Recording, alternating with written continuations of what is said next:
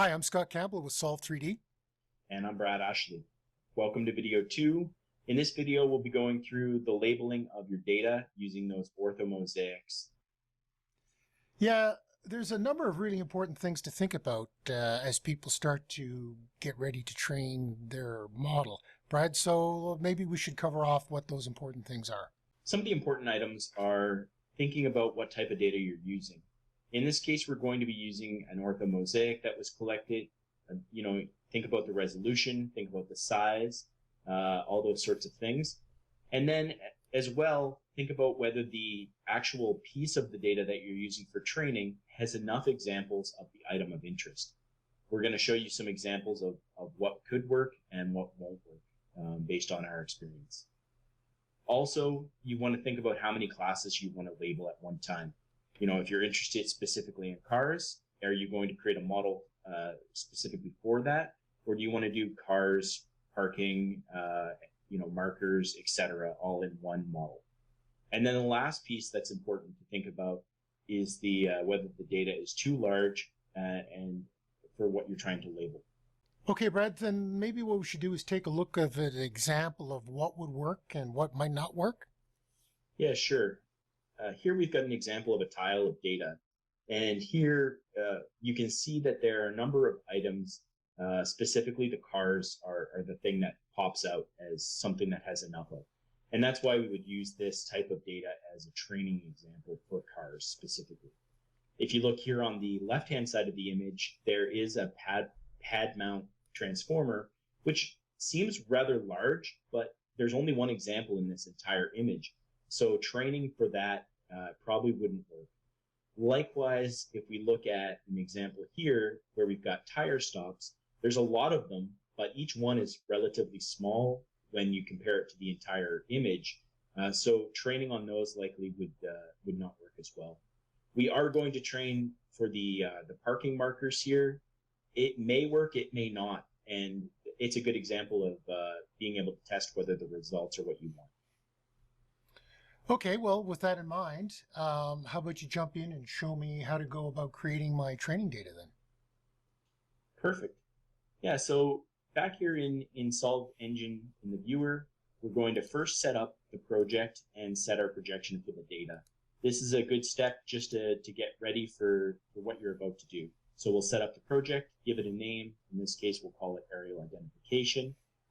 We know that the data that we're looking at here and the same data that's in the training exercise is in UTM zone 12, and so we'll set that projection.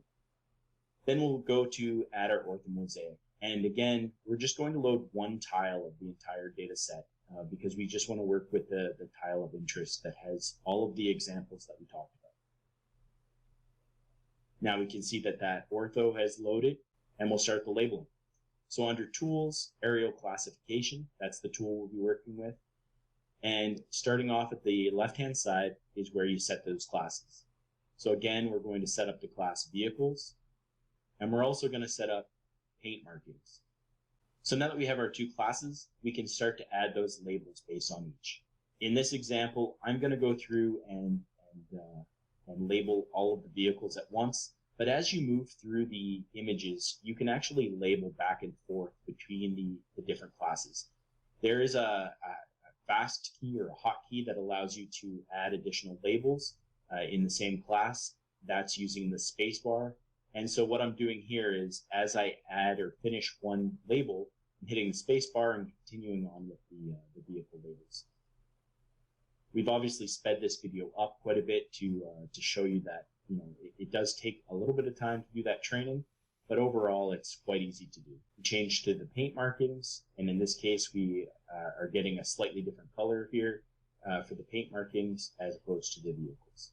So now that we've labeled the vehicles as well as the paint markings that we can see right away, we do need to make sure that we get all of those examples. So we're going to just zoom in and out on the image, move around, and ensure that if there's any additional vehicles, we label those, or if there are any additional paint markings, we get those as well.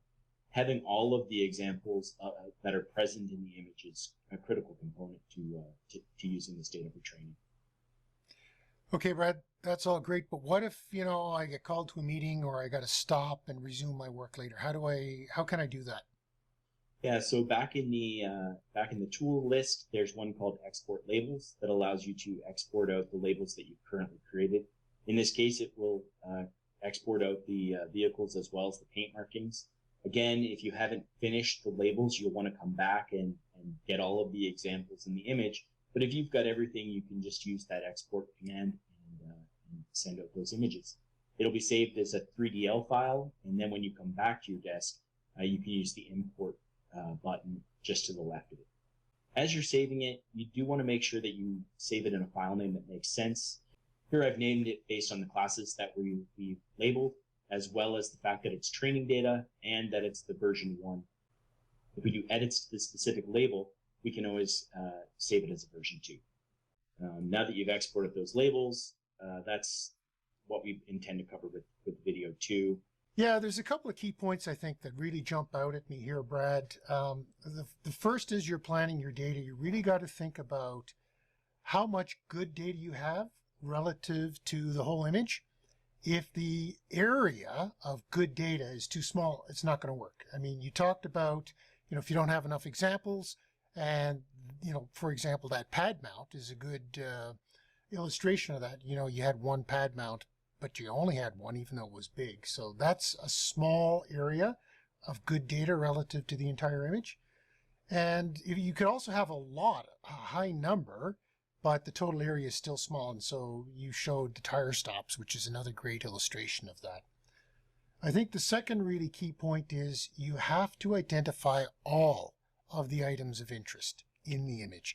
If you miss some, the learning algorithm is going to think that that's an example of bad data that you don't want, which of course is incorrect. And so that mistake is going to get buried into the model, which is what you don't want. Yeah, those are great points, Scott. So with that in mind, what have we got up next? Our next video will be covering using this label data for training. Okay, great. I'll see you in that video then.